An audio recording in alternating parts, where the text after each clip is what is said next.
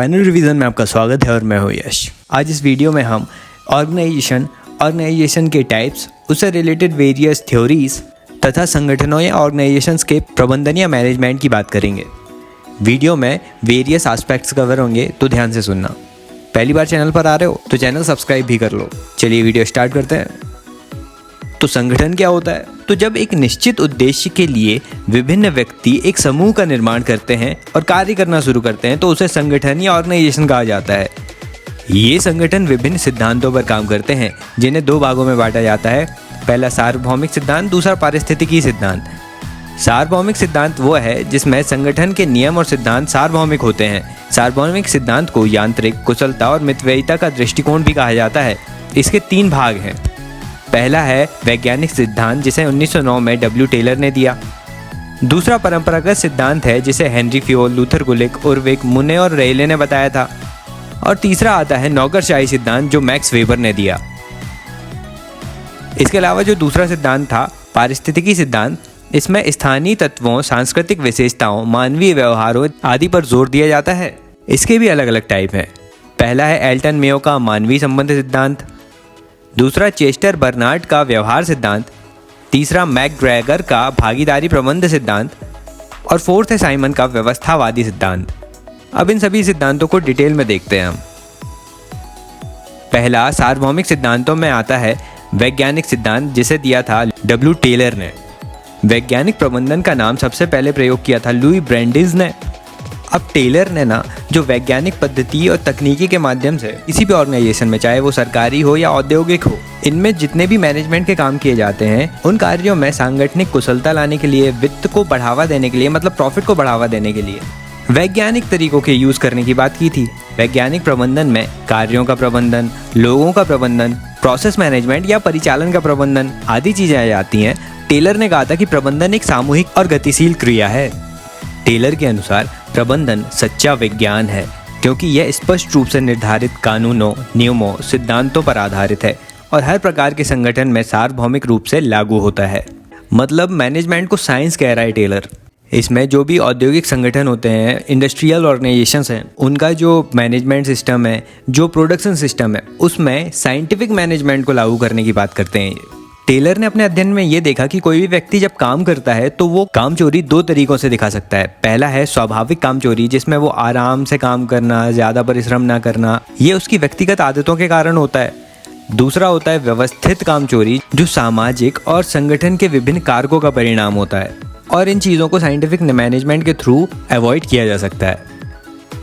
अब ऑर्गेनाइजेशन के प्रबंधन के लिए टेलर ने कुछ चीज़ें बताई। पहला इनका मेंटल रिवॉल्यूशन की बात की थी इन्होंने, बौद्धिक क्रांति की। इसमें मजदूर और जो प्रबंधक है, मैनेजमेंट है, उनमें दोनों में बौद्धिक क्रांति आनी चाहिए। उनमें ये चेतना का विकास होना चाहिए कि उनके पारस्परिक हित एक दूसरे से जुड़े हुए हैं। प्रबंधन का लक्ष्य मालिकों की अधिकतम समृद्धि और कर्मचारियों की भी अधिकतम समृद्धि हासिल करना होना चाहिए। और वैज्ञानिक प्रबंधन में कुछ इस प्रकार की टेक्नोलॉजी या तकनीकें यूज की जाती हैं। पहला है कार्यात्मक फोरमैनशिप, फंक्शनल फोरमैनशिप, जिसमें मजदूर 8 कार्यात्मक फोरमैन द्वारा पर्यवेक्षित और मार्गदर्शित किए जाते हैं। देखिए, इसमें अलग अलग डिपार्टमेंट बना दिए जाते हैं। 4 योजनाओं के लिए होते हैं, जिसमें जहाँ programme and route clerk, direction card clerk, time and investment clerk, industrial discipline या कारखाना अनुशासन आते हैं। और 4 अन्य में कार्यात्मक फोरमैन कारखाना स्थल होता है, जिसमें ग्रुप लीडर या टोली बॉस, गति बॉस या स्पीड हेड, निरीक्षक या सर्विलेंस ऑफिसर और 4th आता है मरम्मत बॉस। ये अलग अलग फोरमैन्स होते हैं जो काम करते हैं फंक्शनली। दूसरी टेक्निक आती है गति अध्ययन या मोशन स्टडी। इसमें जो प्रोसेस है, वर्क प्रोसेस है, उसका मानकीकरण या लेवल सेट किया जाता है कि ऐसा कौन सा समुच्चय है, ऐसा कौन सा तरीका है जिससे सबसे कम समय में कोई कार्य हो जा रहा है। दूसरा समय अध्ययन या टाइम स्टडी है। ये भी स्टॉप वॉच टेक्नोलॉजी के माध्यम से किया जाता है। ये कम समय में काम करने की बात करता है। 4th आता है डिफरेंशियल पीस रेट प्लान, अंतरीय पीस रेट योजना। इसमें गति और समय, टाइम एंड स्पीड दोनों का अध्ययन किया जाता है और उसी के अनुसार मजदूरों को भुगतान दिया जाता है। 5th आता है अपवाद सिद्धांत। इसमें हर दिन के काम का निर्धारण किया जाता है और निर्धारण के लक्ष्यों की प्राप्ति के अनुसार इंसेंटिव्स दिए जाते हैं। यदि कुछ प्रॉब्लम्स किया है किसी ने तो उसे पनिशमेंट दिया जाता है। 6th आता है अलग योजना प्रकोष्ठ। 7th आता है औजार और संसाधनों के माध्यम से मजदूरों की कार्रवाई और गतियों का मानकीकरण करना। और 8th आता है मजदूरों के डायरेक्शन कार्ड या निर्देश कार्ड। इनके थ्रू अच्छे से मैनेजमेंट किया जा सकता है वैज्ञानिक सिद्धांत के अनुसार। लेकिन अब टेलर के वैज्ञानिक सिद्धांतों की बहुत लोगों ने आलोचना भी की। कईयों ने कहा कि ये सिद्धांत अधूरा है क्योंकि यहाँ पर सांगठनिक प्रक्रियाओं की उपेक्षा की गई है, मानवीय पहलुओं को नहीं देखा गया, केवल मजदूरों को यंत्र के रूप में माना गया है। यहाँ पैसे के मामले में या आर्थिक कारकों के थ्रू ही मजदूरों या मानवों को प्रेरणा दी जाती है और यहाँ सामाजिक और मनोवैज्ञानिक पहलुओं की उपेक्षा की गई है। ये मजदूरों के से केवल प्रोडक्शन से रिलेटेड है, इसीलिए साइमन ने इसे शारीरिक प्रबंधन विचारधारा कहा है। फिर मजदूर नेताओं ने भी इस विचारधारा का विरोध किया। इन्होंने टेलरवाद को ट्रेड आंदोलन और सामूहिक सौदेबाजी के सिद्धांत के लिए खतरा माना है। प्रोफेसर रॉबर्ट हॉक्सी ने ये तक बताया कि वैज्ञानिक प्रबंधन और मजदूर यूनियनवाद के सिद्धांत आपस में मेल नहीं खाते। फिर कुछ कहते हैं कि टेलरवाद यदि आ गया तो उससे काम और जिम्मेदारियां बढ़ जाएंगी और प्रबंधन के विरोध में हो जाएंगे लोग। वैज्ञानिक पद्धति को अपनाने से उन्हें अपने निर्णय और स्वविवेक से हाथ धोना पड़ेगा। तो ये कुछ आलोचनाएं थी। लेकिन कुछ वैज्ञानिकों ने टेलरवाद को या वैज्ञानिक सिद्धांत को सपोर्ट भी किया, जैसे हेनरी लॉरेंस गेंट ने बोनस सिस्टम और इंसेंटिव देने को उत्पादन बढ़ाने में सहायक बताया है। गिलब्रेथ ने इस सिद्धांत के फ्लो प्रोसेस चार्ट या प्रवाह प्रक्रिया चार्ट के माध्यम से उत्पादन को बढ़ाने में समर्थन किया है। इमर्सन हैरिंगटन ने क्षमता के बाहर सिद्धांत द 12 प्रिंसिपल ऑफ एफिशिएंसी में उत्पादन बढ़ाने के 12 नियमों का समर्थन किया है। तो ये था डब्ल्यू टेलर का वैज्ञानिकवाद का सिद्धांत, जिसे टेलरवाद भी कहते हैं। अब सार्वभौमिक सिद्धांत में अगला आता है परंपरागत सिद्धांत। 20वीं सदी के पूर्वार्ध में ये सिद्धांत सामने आया। अलग अलग विचारकों ने इसे समर्थन किया। बहुत से विचारकों ने अपने अपने विचार दिए हैं इसमें। परंपरागत या क्लासिकल सिद्धांत के अन्य नाम हैं औपचारिक संगठन सिद्धांत, यांत्रिक सिद्धांत, संरचनात्मक सिद्धांत, प्रबंधन प्रक्रिया स्कूल आदि। मार्क और साइमन ने इसे प्रशासनिक प्रबंधन सिद्धांत कहा। अब इस क्लासिकल थ्योरी में औपचारिक संगठनिक संरचना और प्रशासनिक विधि पर बल दिया जाता है। इसमें मुख्यतः विशिष्टीकरण, वर्गीकरण, तर्क संगति, अवैयक्तिकता और कुशलता पर ध्यान दिया जाता है। मतलब ऑफिस में जैसा वर्क होता है वैसा कुछ है ये। और श्रम का विभाजन, वर्क डिस्ट्रीब्यूशन इसका मेन केंद्र है। गुलिक और उर्विक ने अपनी रचना लिखी है इसके लिए, papers on the science of administration. ये सिद्धांत कहता है कि संगठन कुछ मूलभूत सिद्धांतों पर ही बना होना चाहिए, तभी उसमें कुशलता और अर्थव्यवस्था में उसमें अधिक प्रॉफिट मिलेगा। देखो अलग अलग विचारकों के विचार देख लेते हैं अब। सबसे पहले आते हैं हेनरी फेयोल। ये एक फ्रांसीसी इंजीनियर हैं जिसे क्लासिकल थ्योरी या परंपरागत सिद्धांत का पिता कहा जाता है। इन्होंने 1916 में जनरल एंड इंडस्ट्रियल मैनेजमेंट नाम से बुक लिखी थी और किसी भी ऑर्गेनाइजेशन में किस तरह से काम होना चाहिए उसके कुछ सिद्धांतों को 3 भागों में विभाजित किया। पहला है प्रशासनिक क्रियाओं का वर्गीकरण, दूसरा है प्रशासन के मूल तत्व और तीसरा है प्रशासन के सिद्धांत। ये मूल तत्व और सिद्धांत तो लूथर गुलिक ने भी दिए थे, लेकिन हेनरी फेयोल ने सबसे पहले औद्योगिक उपक्रम की सभी गतिविधियों को 6 भागों में बांटा। मतलब ऑर्गेनाइजेशन में या उद्योगों में किस तरह से काम होता है। तो इसमें पहला तकनीकी गतिविधियां हैं जिसमें प्रोडक्शन रिप्रोडक्शन आता है। दूसरा कॉमर्शियल एक्टिविटीज़ हैं, वाणिज्यिक गतिविधियां जिसमें क्रय विक्रय, वस्तुओं की खरीद और बिक्री आती है। तीसरा वित्तीय गतिविधियां या फाइनेंशियल एक्टिविटी आती हैं जिसमें जो कैपिटल है उसका सबसे अच्छे से यूज़ किस तरह से करना है वो चीज़ देखी जाती है। फोर्थ आता है सुरक्षा संबंधी गतिविधियां जिसमें जान माल की सुरक्षा, सिक्योरिटी से रिलेटेड एक्टिविटीज़ होती हैं। फिफ्थ है लेखा गतिविधियां जिसमें बैलेंस शीट मैनेज करना, इन्वेस्टमेंट का लेखा जोखा रखना आता है। फिर सिक्स्थ आता है प्रबंधकीय गतिविधियां या मैनेजमेंट की एक्टिविटीज़ जिसमें नियोजन, संगठन, निर्देशन, तालमेल और नियंत्रण आता है। देखो ये जो प्रबंधन की गतिविधियां हैं ना, इसे ही हेनरी फेयोल ने प्रशासन के तत्व कहा है।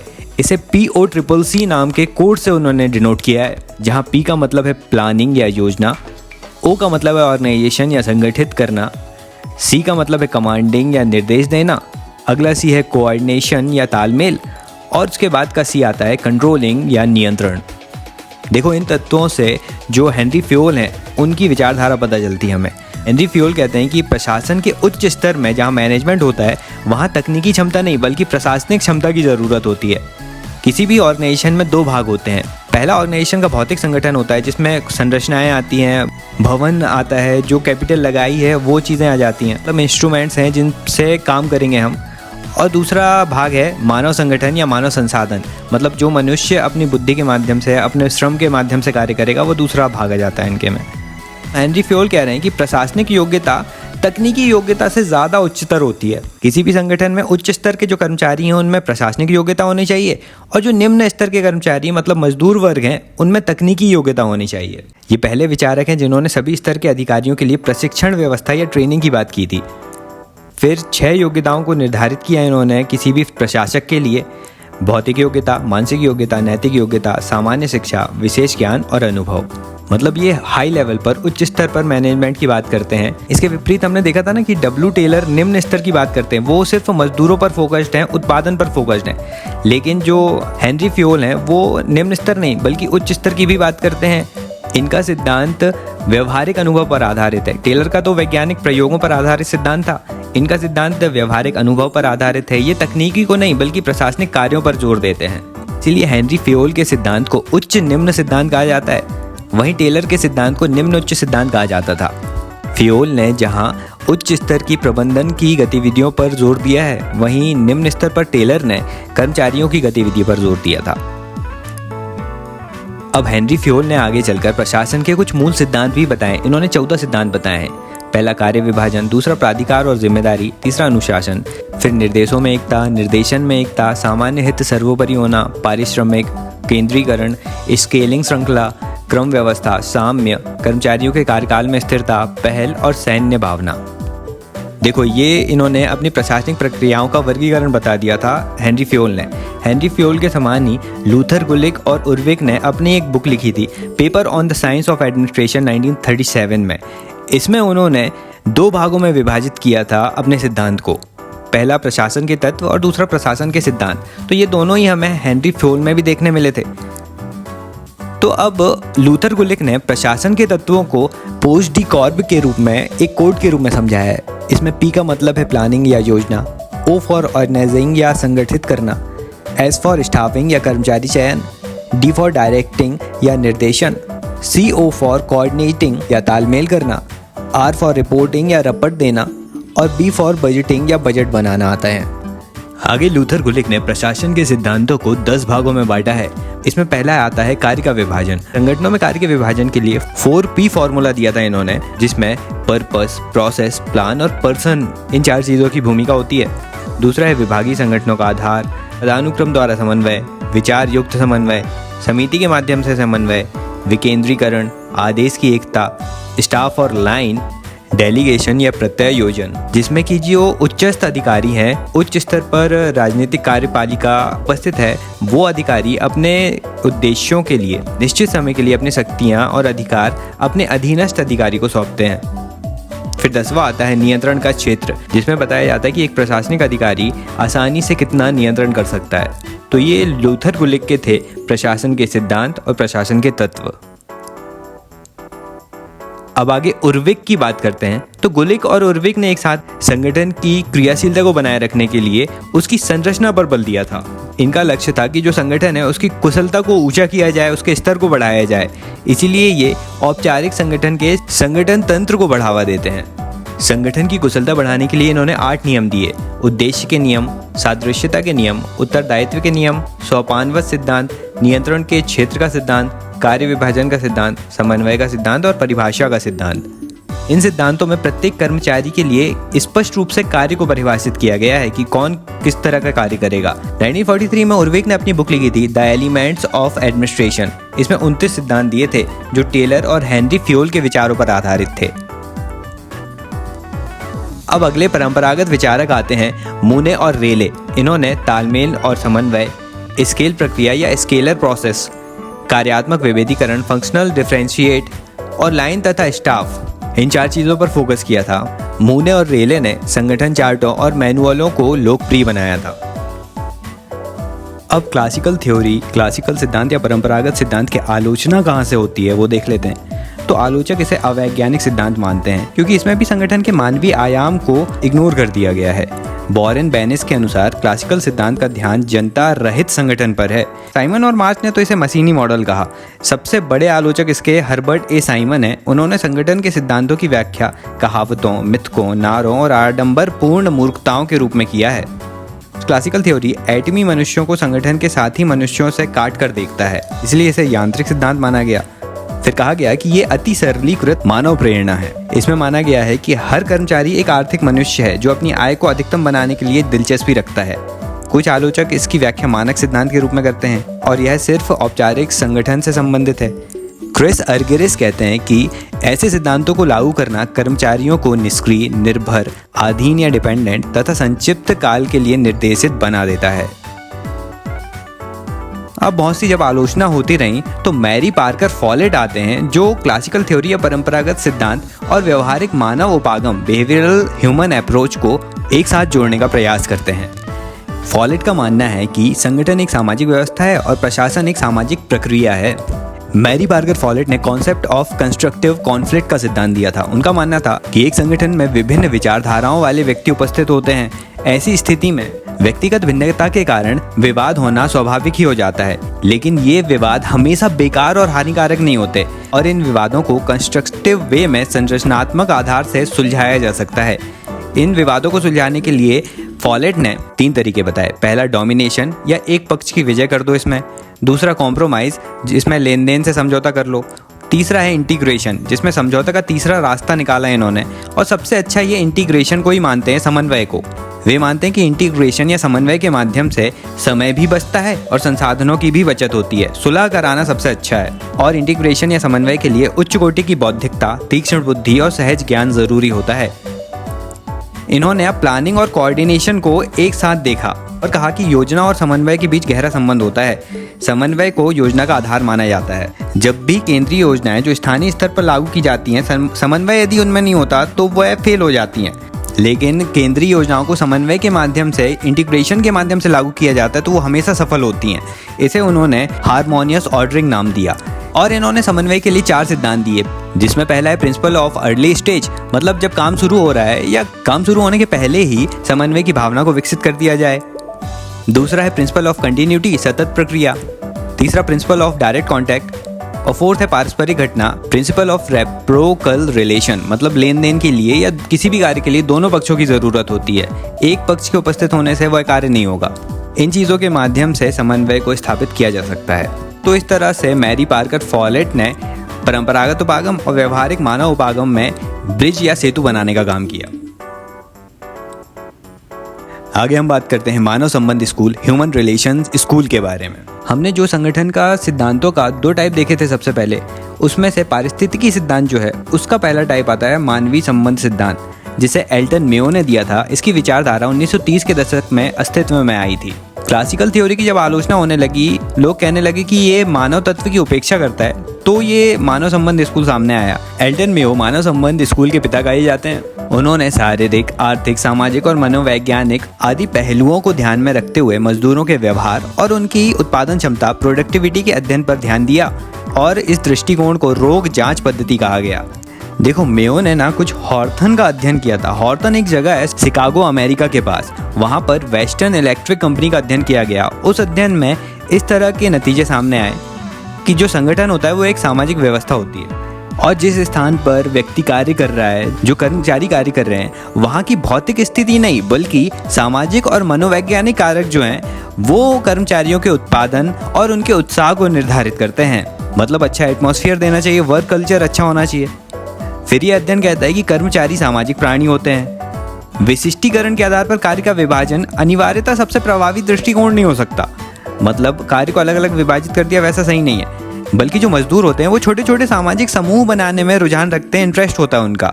उन्हें ऐसे छोटे छोटे समूह बनाकर कार्य करने दिया जाए तो उत्पादन भी अच्छा होगा। मजदूर प्रबंधन के प्रति अनौपचारिक कार्य समूहों के सदस्यों के तौर पर प्रक्रिया देते हैं, न कि व्यक्ति के रूप में। मतलब एक मशीन के जैसे काम करने लगते हैं यदि उन पर ज़्यादा मैनेजमेंट अप्लाई किया जाएगा। मजदूरों के व्यवहार, संतोष और उत्पादकता में नेतृत्व, पर्यवेक्षण की शैली, संचार और भागीदारी में एक केंद्रीय भूमिका निभाती है। तो इसमें मनुष्य को एक और संगठन को ही एक सामाजिक व्यवस्था बना दिया गया है, जिसमें मनुष्य के व्यवहार को एक अच्छा एटमॉस्फेयर, एक अच्छा मनोवैज्ञानिक सामाजिक दशाओं को देकर उसकी प्रोडक्टिविटी बढ़ाई जा सकती है। अब यहाँ पर एल्टन मेयो की कुछ प्रमुख रचनाएं हैं। The human problems of an industrial civilisation 1933, the social problems of an industrial civilisation 1945, the political problem of an industrial civilisation 1975। Elton Mayo कहते हैं कि मानव संबंध विचारधारा के 3 संघटक हैं। व्यक्ति, अनौपचारिक संगठन और भागीदारी पूर्ण संगठन। इस विचारधारा में जो मानव है, व्यक्ति हैं, उनकी भावनाओं और धारणाओं के महत्व को पहचाना गया है। रोथलिसबर्गर के अनुसार हर व्यक्ति अद्वितीय होता है और अक्सर हम मानवीय समस्याओं को गैर मानवीय संसाधनों और गैर मानवीय सूचनाओं के अर्थों में हल करने का प्रयास करते हैं। फिर बैक वायरिंग प्रयोग हुआ था 1931-32 में। वो कहता है कि बहुत ज़्यादा काम नहीं करना चाहिए। यदि ऐसा कुछ करता है कोई व्यक्ति तो वो रेट बस्टर है। बहुत कम भी काम नहीं करना चाहिए। यदि कोई ऐसा करता है तो वो धोखेबाज है। पर्यवेक्षक को ऐसा कुछ नहीं बताना चाहिए जिससे उसके साथी को हानि पहुंचे। ऐसा यदि कोई करता है तो वो कबूतर का बच्चा है। फिर सामाजिक दूरी भी कायम नहीं रखनी चाहिए। बेतकल्लुफ़ी से काम नहीं करना चाहिए। किसी निरीक्षक को ऐसे व्यवहार नहीं करने चाहिए। अब ये मानव संबंध विचारधारा थी जिसमें मानव को केंद्र में रखा गया। इसके भी बहुत से आलोचक हुए हैं। मानव संबंध विचारधारा के आलोचक कहते हैं कि इस संबंध में वैज्ञानिक आधार ही नहीं है। प्रयोगों के द्वारा मजदूरों के व्यवहार को एक जैसा नहीं माना जा सकता। लॉरेन बैरिट्ज ने मानव संबंधवादियों के प्रबंधन समर्थक और यूनियन विरोधी होने का आलोचना की है। फिर मानव संबंधवादियों को यूनाइटेड ऑटो मजदूरों ने गाय समाजशास्त्री कहा है। पीटर एफ ड्रगर कहते हैं कि मानव संबंधवादियों ने तो कार्य की आर्थिक स्थिति या आर्थिक आयामों की उपेक्षा ही कर दी। इकोनॉमिक बेनिफिट भी तो कुछ होता है ना। डैनियल सेल कहते हैं कि हार्वर्ड ग्रुप की प्रणाली दोषपूर्ण थी। आलोचकों का कहना है कि मेयो ने जो विचारधारा दी ना, उसमें तनाव और विरोध तो हो ही नहीं सकता, क्योंकि उसने संगठन के सदस्यों पर जोर दिया है, उसके काम और प्रयोजन या लक्ष्य प्राप्ति पर नहीं। डीएस बुक ने मेयो को एक व्यवहारिक वैज्ञानिक कहा था। तो ये मानव संबंध स्कूल की कुछ आलोचनाएं थीं। अब आगे हम चेस्टर बर्नार्ड के व्यवहारवादी उपागम की बात करते हैं। तो चेस्टर बर्नार्ड के साथ साथ Elton Mayo, Chris Argyris, Douglas McGregor, E.W. Bakke, Rensis Likert आदि विचारक भी व्यवहारवादी सिद्धांत को सपोर्ट करते हैं। इसमें इस सिद्धांत का मानना है कि संगठन व्यक्तियों का समूह होता है, इसलिए जो व्यक्तियों का व्यवहार होता है वह प्रशासन के लिए ज़रूरी है। व्यवहारवादी सिद्धांत संगठनात्मक व्यवहार और अनौपचारिक संबंधों पर बल देता है और संगठन में भी गत्यात्मक पहलू जैसे अभिप्रेरणा, नेतृत्व, निर्णय निर्माण आदि पर बल देता है। मतलब एक ऑर्गेनाइजेशन के रूप में ऑर्गेनाइज होकर काम करो, लेकिन व्यवहार नॉर्मल रखो। यह सिद्धांत एम्पेरिकल या अनुभविक तरीके अपनाता है, जैसे क्षेत्र का अध्ययन, फील्ड स्टडी, प्रयोगशाला अध्ययन, लेबोरेटरी स्टडी, मात्रात्मक व गणितीय साधनों का प्रयोग आदि। मतलब अंतर विषयक अध्ययन पर आधारित है। अब यहाँ चेस्टर बर्नार्ड को लोक प्रशासन में समाज व्यवस्था सिद्धांत का आध्यात्मिक पिता तथा व्यवहारवादी आंदोलन का जनक माना जाता है। इन्होंने संगठन के मनोवैज्ञानिक पक्षों को आगे बढ़ाया। बर्नार्ड के सिद्धांत इस प्रकार हैं। पहला है कि मानव संगठन सहयोगी व्यवस्था के रूप में है, कोऑपरेटिव सिस्टम में होता है मानव। दूसरा, औपचारिक संगठन दो या अधिक व्यक्तियों के मध्य सहयोग और समन्वय से बनाए जाते हैं। तीसरा, संगठन तब अस्तित्व में आता है जब दो व्यक्ति एक दूसरे से संवाद करते हैं, संचार होता है उनके बीच और सहयोग की भावना एक दूसरे को दिखाते हैं, तब जाकर संगठन सामने आता है। और इस संगठन के 3 तत्व हैं।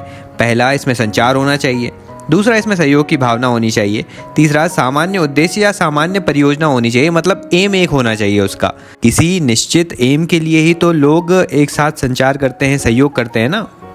बर्नार्ड कहते हैं कि औपचारिक संगठन जो होते हैं वो प्राकृतिक संगठन होते हैं, लेकिन जो अनौपचारिक संगठन है वो व्यक्तियों के संपर्क के माध्यम से, अंतराकर्षण के माध्यम से, व्यक्तियों के सहयोग के माध्यम से सामूहिक नाम के रूप में सामने आते हैं। और ये जो अनौपचारिक संगठन है, इसके 3 काम होते हैं। पहला कि जो संगठन के तथ्य हैं, मंतव्य हैं, सुझाव हैं, उनका संचार करना।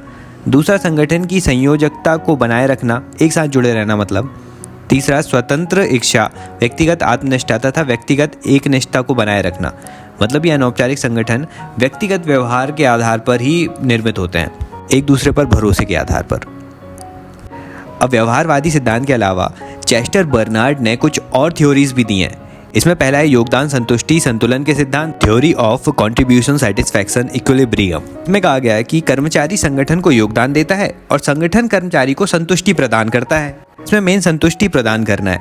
मतलब ये कहते हैं कि कर्मचारी भी संगठन में तब तक ही रहेगा ना जब उसे बराबर या अधिक संतुष्टि या देय या इंड्यूसेंट मिल रहा है। कर्मचारी को 4 तरीकों से ये इंड्यूसेंट या संतुष्टि दी जा सकती है। पहला, मुद्रा देकर भौतिक भुगतान के माध्यम से। दूसरा, उसे श्रेष्ठता या असमानता प्रदान करके, मतलब उच्च स्तर पर उसे अभौतिक अवसर प्रदान करके। तीसरा, कार्य की भौतिक दशाओं को बेहतर करके, अच्छा एनवायरनमेंट देकर। फोर्थ है, यदि उसके मन में परोपकार, देशभक्ति, सेवा आदि जैसी आदर्शवादी भावनाएं जन्म ले लेती हैं तो इससे कर्मचारी संतुष्ट रहता है। चेस्टर बर्नार्ड का दूसरा सिद्धांत आता है प्राधिकरण की स्वीकृति का सिद्धांत, acceptance theory of authority. Barnard ने इसमें सत्ता का आधार नीचे से ऊपर ऊर्ध्वगामी बताया है। इसमें वे कहते हैं कि उन जो नीचे अधीनस्थ कर्मचारी है उसे संगठन के हेड की बातों को मानना चाहिए। संगठन में कोई भी व्यक्ति 4 कंडीशंस में सत्ता और अधिकार को स्वीकार करता है। पहला कि उसे समझ आना चाहिए कि क्या आदेश दिया जा रहा है, वो पूरी समझ हो उसको। दूसरा, आदेश संगठन के हित में है, ये उसे भरोसा होना चाहिए। तीसरा, आदेश अधीनस्थ के हित में हो, मतलब ऐसा आदेश हो जो कर्मचारी को खुद के हित में भी मिले। फिर फोर्थ है कि आदेश ऐसा होना चाहिए काम करने का जिसे वह सक्षम हो मानसिक और शारीरिक रूप से करने में। इन 4 कंडीशंस के माध्यम से कोई भी अधिकारी अधीनस्थों को अपने आदेश मनवा सकता है। इसके अलावा उदासीनता का सिद्धांत या जोन ऑफ इंडिफरेंस के माध्यम से भी आदेशों का पालन किया जा सकता है। चेस्टर बर्नार्ड का अगला सिद्धांत है संचार का सिद्धांत या कम्युनिकेशन थ्योरी। ये कहते हैं कि सत्ता और संगठन के उद्देश्यों की प्राप्ति के लिए संचार बहुत महत्वपूर्ण है। संचार के मार्ग निश्चित होने चाहिए। संचार में सभी व्यक्तियों के पास एक परिभाषित औपचारिक संचार चैनल होना चाहिए, मतलब एक प्रोसेस हो जिससे संचार और इन्फॉर्मेशन सभी व्यक्तियों तक पहुँचे। और इन्फॉर्मेशन पहुँचाने के लिए संक्षिप्त मार्ग होना चाहिए, प्रत्यक्ष मार्ग होना चाहिए, दिखना चाहिए लोगों को कि कहाँ से ये इन्फॉर्मेशन आ रही है। जो व्यक्ति संचार सेवा दे रहा है उसकी क्षमता पर्याप्त होनी चाहिए। संचार मार्ग पूर्णतः औपचारिक होना चाहिए। फिर जब संगठन कार्य कर रहा हो तो उस समय संचार मार्ग को अवरुद्ध नहीं किया जाना चाहिए। कंटिन्यूअस इन्फॉर्मेशन मिलती रहनी चाहिए और संचार स्पष्ट भी होना चाहिए। तो ये चेस्टर बर्नार्ड के 3 सिद्धांत थे। व्यवहारवादी सिद्धांत में ही क्रिस एर्गरेस आते हैं। ये भी परंपरागत सिद्धांत की आलोचना करते हैं और व्यवहारवाद को समर्थन देते हैं। इनकी बुक्स है personality and organisation 1957, integrating the individual and the organisation 1964, management organisational development 1971। देखिए, इन्होंने परिपक्वता और अपरिपक्वता का सिद्धांत दिया था, principle of maturity and immaturity.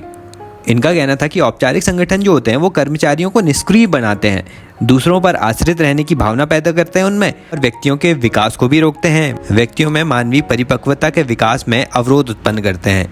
लेकिन संगठन में व्यक्ति की प्रवृत्ति या इंटरेस्ट जो होता है वो अपरिपक्वता से परिपक्वता की ओर जाने का होता है। एर्गरेस का मानना है कि व्यक्ति की प्रवृत्ति निष्क्रिय से सक्रिय की ओर, निर्भर से स्वतंत्र की ओर, व्यवहार के सीमित अवसर से बहुमुखी अवसर की ओर, सतही रुचि से गंभीर रुचि की ओर, अकाल्पनिक उद्देश्यों से दीर्घकालिक उद्देश्यों की ओर और अल्प जागरूकता से अधिक जागरूकता की ओर होती है। इसीलिए एर्गरेस का कहना है कि संगठन को इसी तरह से व्यवहार करने चाहिए। अब अगला सिद्धांत आता है विलय प्रक्रिया सिद्धांत, फ्यूजन प्रोसेस थ्योरी। इसमें कहा गया कि व्यक्ति संगठन से तथा संगठन व्यक्ति से अपना हित चाहता है। मतलब जो व्यक्ति है वह सेल्फ रियलाइजेशन, स्वानुभूतिकरण चाहता है, मतलब अपने आप में एक पहचान बनाना चाहता है जो उस संगठन के माध्यम से व्यक्ति लेता है, जिसे पर्सनलाइजिंग प्रोसेस कहते हैं। जैसे किसी संगठन में कोई मैनेजर है तो उसकी पोस्ट हो गई ना मैनेजर की। अब व्यक्ति को तो अपनी पहचान मिल गई, लेकिन संगठन भी अपने लक्ष्यों और उद्देश्यों की प्राप्ति के लिए उस व्यक्ति का उपयोग करता है, जिसे सामाजिक प्रक्रिया या सोशलाइजिंग प्रोसेस कहते हैं। और एर्गरेस ने इन दोनों के ही सम्मिश्रण को विलय प्रक्रिया या फ्यूजन प्रोसेस कहा है। मतलब व्यक्ति और संगठन एक दूसरे पर इंटरडिपेंडेंट है। अब एक दूसरे पर डिपेंडेंट है तो इनका एकीकरण करने के लिए मैट्रिक्स संगठन बनाया जा सकता है, मतलब जिसमें औपचारिकता खत्म कर दी जाए और व्यक्ति को स्व अनुशासन दिया जाए, सेल्फ डिसिप्लिन हो व्यक्ति। दूसरा, टी ग्रुप ट्रेनिंग हो उसकी, मतलब प्रशिक्षण के माध्यम से व्यक्तियों को समूह के कार्य को सिखाया जाए और उसकी क्षमता में वृद्धि की जाए। तीसरा, नौकरी में वृद्धि की जाए, उसे इंसेंटिव देते जाएं, कार्य में संतुष्टि देते जाएं ताकि उसका इंटरेस्ट या अभिरुचि बनी रहे। चलिए अब संगठनों के विभिन्न प्रकारों की बात करते हैं। तो 2 तरह के संगठन होते हैं, औपचारिक और अनौपचारिक, फॉर्मल तथा इनफॉर्मल। देखो, तो अनौपचारिक संगठन जो होता है वो प्रथागत होता है, मतलब व्यवहार के आधार पर ही बन जाता है, जबकि औपचारिक संगठन को लागू करना पड़ता है, उसे एक रूल के अनुसार बनाना पड़ता है। अनौपचारिक संगठन लिखित नहीं होते और स्वच्छ चित्रों के अधीन नहीं होते, लेकिन जो औपचारिक संगठन है उसमें लिखित, नियमावलीबद्ध और सांगठनिक चार्टों में चित्रित होता है, मतलब एक सिस्टमैटिक व्यवस्था होती है। अनौपचारिक संगठन भावनात्मक और व्यक्तिगत होते हैं, बिहेवियर पर डिपेंड करते हैं एक दूसरे के। वहीं औपचारिक संगठन तार्किक और अवैयक्तिक होते हैं। अनौपचारिक संगठन स्वतः स्फूर्त और सामाजिक होते हैं, मतलब स्वयं के ही आपसी व्यवहार से बना दिए जाते हैं, जबकि औपचारिक संगठन नियोजित और कानूनी होते हैं। एक निश्चित लक्ष्य के लिए बनाए जाते हैं। एल.डी. वाइट ने अनौपचारिक संगठन को कार्य संबंधों से उस समुच्चय के रूप में परिभाषित किया था जो लंबे समय के साथ एक साथ काम कर रहे व्यक्तियों के आपस में घुलने मिलने से बनते हैं। मानव संबंध विचारधारा अनौपचारिक संगठन पर जोर देती है। हिक्स और गुलिट के अनुसार औपचारिक संगठन के भीतर अनौपचारिक छाया संगठन पर बल दिया गया है। ये मनुष्य के सामाजिक पहलुओं पर ध्यान केंद्रित करते हैं और अनौपचारिक संगठन सांगठनिक कुशलता को निर्धारित करने में महत्वपूर्ण भूमिका निभाते हैं। अब ये लेक्चर इतना ही रखते हैं, लंबा हो रहा है थोड़ा। अगले लेक्चर में संगठन के प्रबंधन की बात करेंगे। वीडियो अच्छा लगा तो लाइक करके जाओ, सब्सक्राइब कर लेना चैनल को, पहली बार आ रहे हो तो। Thank you so much for listening.